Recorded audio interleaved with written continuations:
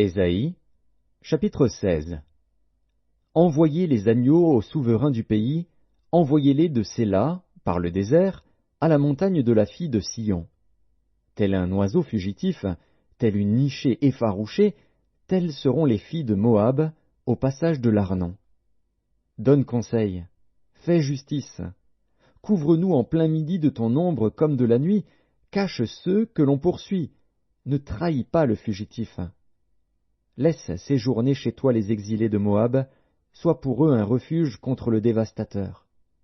Car l'oppression cessera, la dévastation finira, celui qui foule le pays disparaîtra.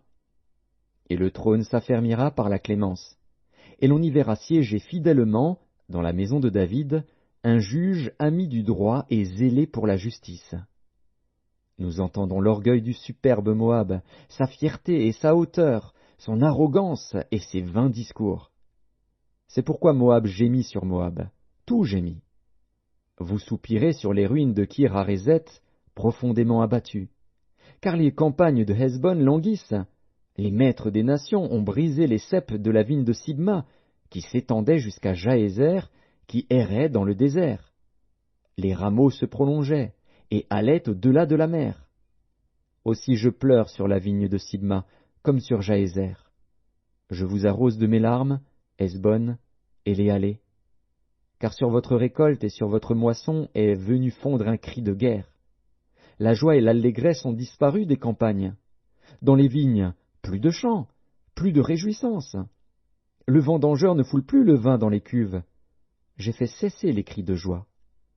Aussi mes entrailles frémissent sur Moab, comme une harpe, et mon cœur sur Kir-Hares.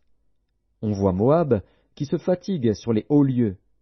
Il entre dans son sanctuaire pour prier, et il ne peut rien obtenir. Telle est la parole que l'Éternel a prononcée dès longtemps sur Moab. Et maintenant l'Éternel parle, et dit, dans 3 ans, comme les années d'un mercenaire, la gloire de Moab sera l'objet du mépris, avec toute cette grande multitude. Et ce qui restera sera peu de choses, presque rien.